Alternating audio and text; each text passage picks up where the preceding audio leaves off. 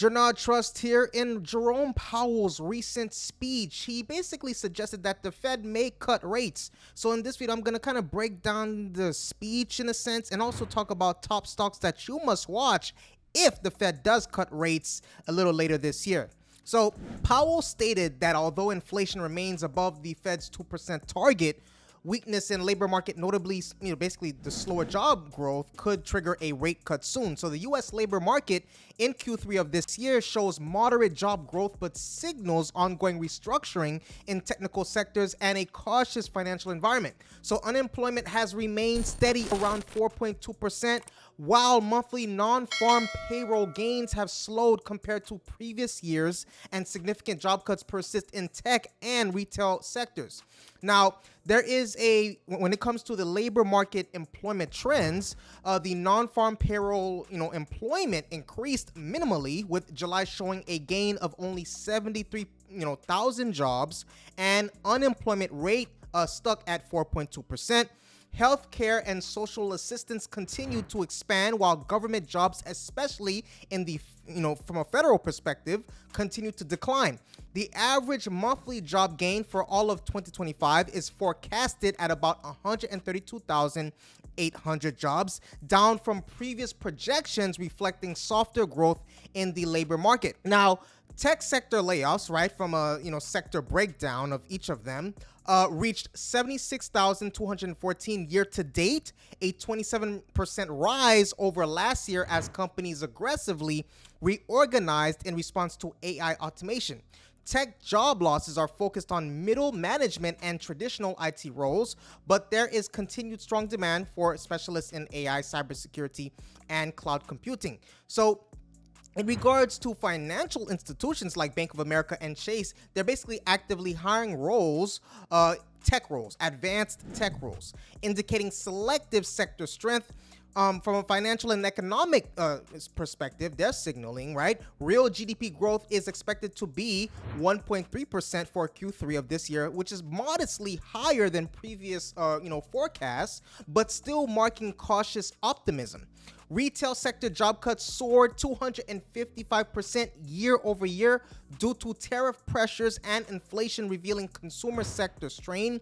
The overall labor force participation rate continues its slight downward trend, settling at 62.2% in July. Payroll revisions for May and June indicate employment was previously overreported by 258,000 jobs, and the 3-month average job gain fell to just 35,000.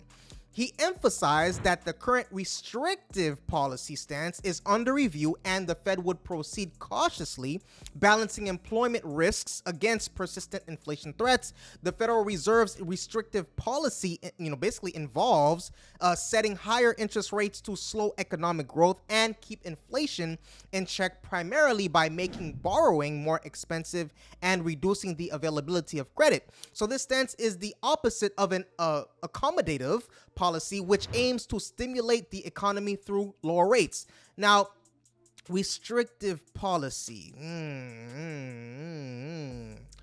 Basically, restrictive monetary policy raises short-term interest rates, often through adjustments to the federal fund rates, and basically with the goal of decreased demand in the economy. The intent is to moderate inflation and cool an overheated labor market, usually by dampening consumer and business borrowing and spending. Since early 2022, the Fed has increased its policy rate by several percentage points to reach a restrictive stance as inflation ran above target levels. Now, how restrictive policy works, higher policy rates make loans and credit cards more expensive, basically discouraging debt-fueled spending and business expansion.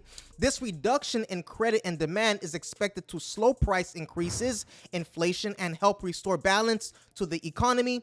The Federal Reserve can also limit liquidity in financial markets by selling assets from its balance sheet or tightening credit conditions for banks through regulatory tools.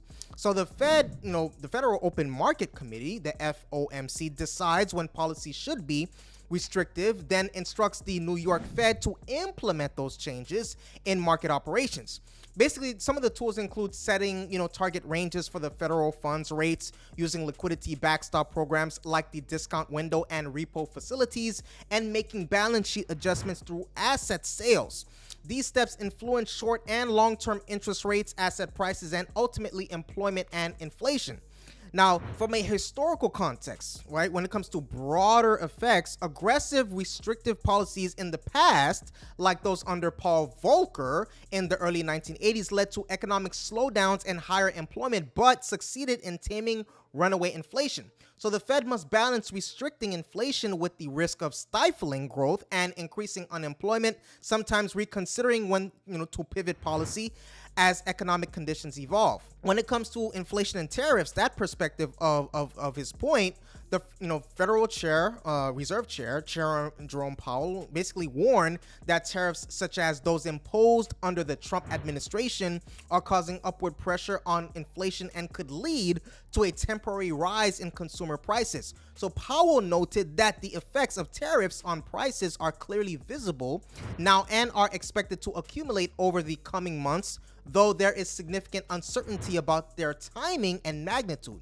He emphasized that these tariff-related price increases are likely to be a one-time upward adjustment in the price level rather than a sustained inflation trend. Powell has vowed that the Fed will not allow this temporary increase to evolve into persistent inflation. So Powell also indicated that the Federal Reserve must proceed cautiously with interest rate policy, balancing the risk of higher inflation against slowing economic growth and a weakening labor market. Although Powell left open the possibility of interest rate cuts as early as September 2025, he cautioned the Fed's tightening policy stance remains modestly restrictive and that tariff-related inflation could delay or complicate the timing and extent of rate reductions. Basically, overall, tariff effects on inflation are expected to be a temporary but potentially significant enough to influence Fed policy in the near term.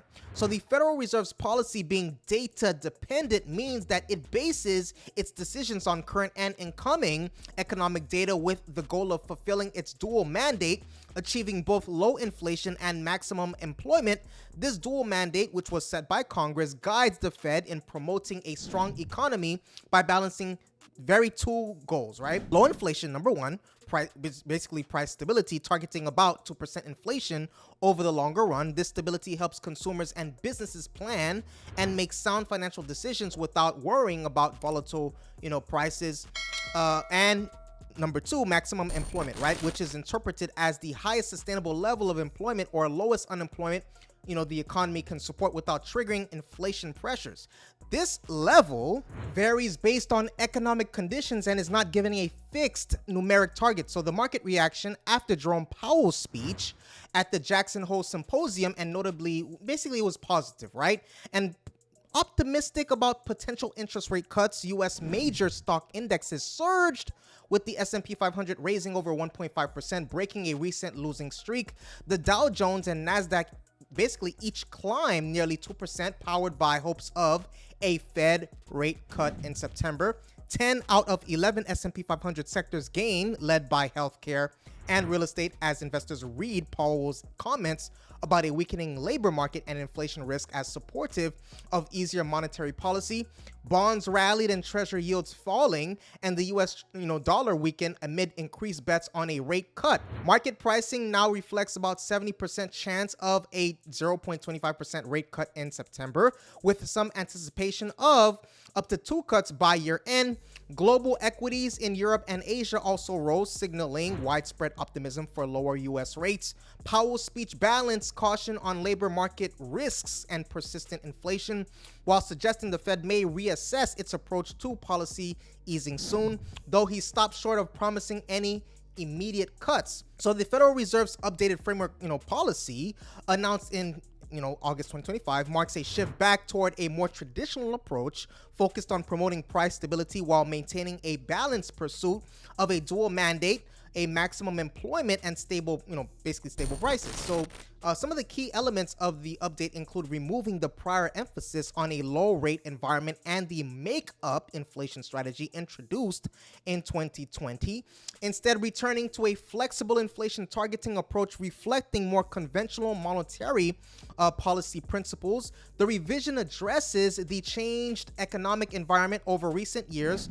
moving away from the period of unusually low interest rates and persistently weak inflation that shaped basically the last framework. So the Fed now emphasizes the importance of acting decisively to keep long-term inflation expectations firmly anchored at 2%. So its unchanged target inflation rate. The framework clearly portrays maximum employment as the highest sustainable employment level in a stable price context. Recognizing this is not directly measurable and varies over time, the Fed commits to a balanced approach when inflation and employment goals are in conflict, taking into account the degree and projected duration of deviations from these goals. So policymaking will reflect careful consideration of risks to both employment and inflation, avoiding fixed numerical employment targets, which it considers unwise. The framework also incorporates insights gathered from broad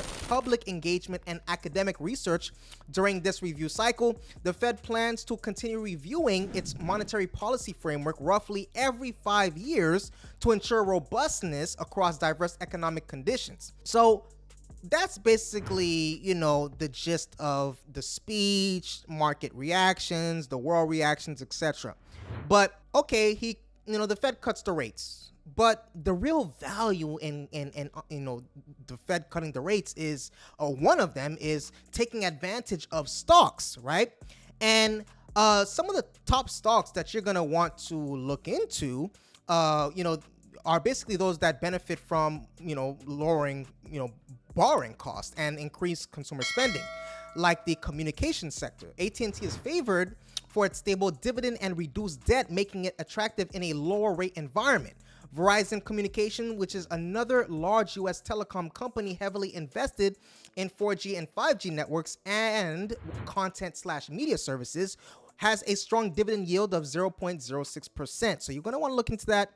T-Mobile, a major wireless carrier in the U.S., strengthened by its Sprint acquisition, well positioned in the 5G rollout.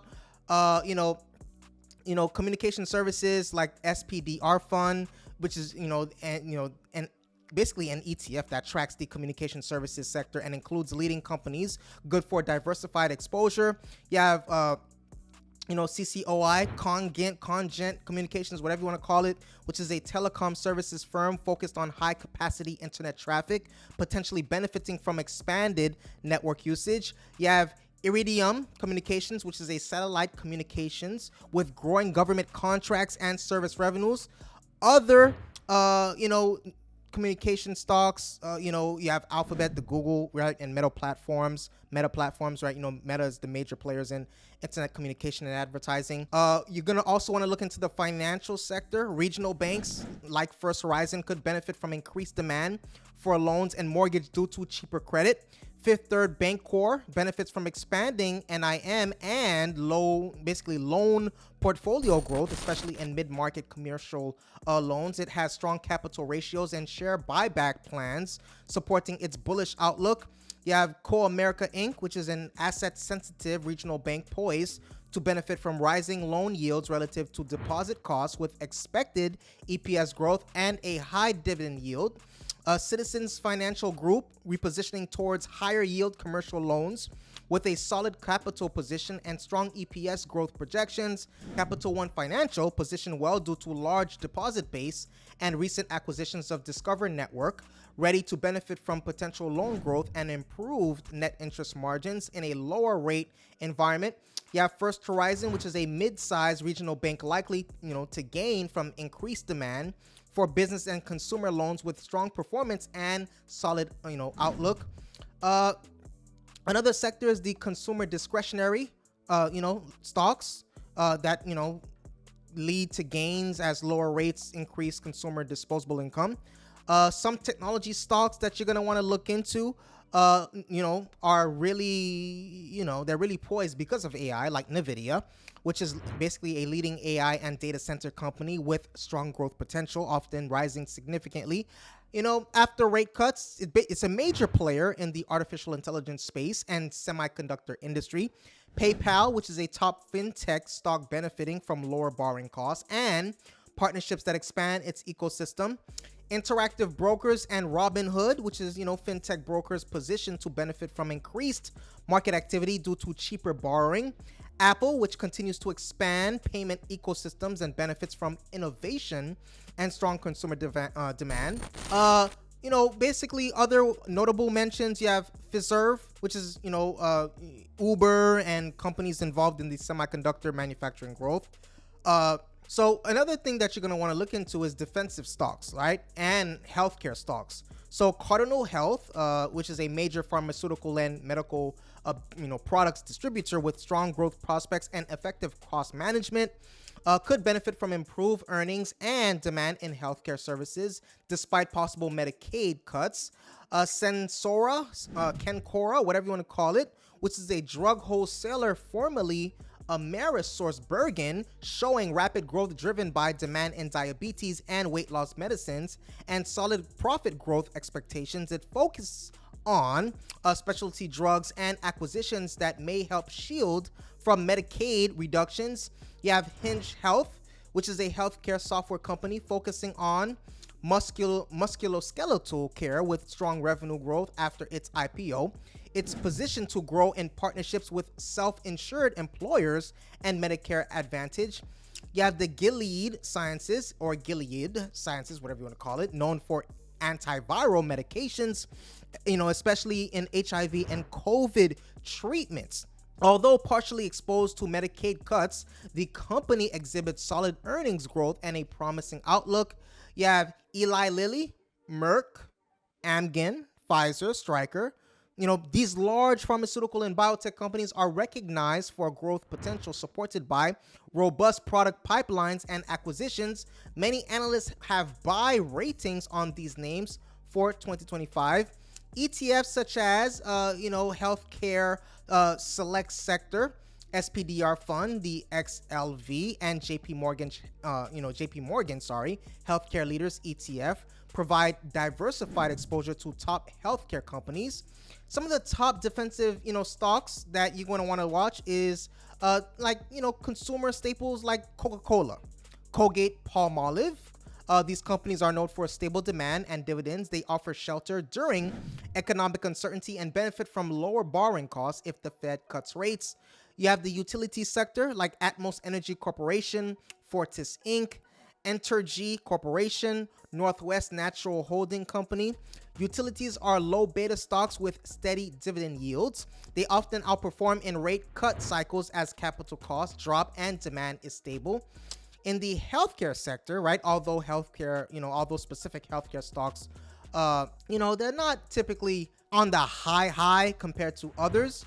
It definitely provides, consistent cash flow in some regards with resilience in economic downturns, making it basically a favorite when it comes to Fed easing. In regards to real estate, you have real estate investment trusts, right? REITs have been, highlighted as strong beneficiaries, right? Like Prologis, which is the largest industrial REIT with a 3.7% dividend yield, expected to benefit from lower borrowing costs to expand its footprint. You have Realty Income, which basically is a retail focused with stable tenants and 5.6% dividend yield, considered a buy by analysts. You have Crown Castles, which specializes in wireless communication towers, has attracted yield despite recent dividend cut. You have Avalon Bay Communities, which is a multifamily residential REIT focused on high demand in urban suburban areas. There's Equity Residential, which is an apartment properties in high growth markets like LA and San Francisco, rated buy with good growth prospects. You have Federal Realty, which is a retail shopping centers in top metro areas, good dividend yield and undervalued relative to fair value. So that's what I have for you today. Please take a moment right now to hit that subscribe button and the like button. If you appreciate this video and you want more videos like this, please let me know that by hitting that subscribe button and the like button. Also hit that notification bell so you are alerted when I upload new videos. I appreciate your viewership. Stay safe. See you on the next video.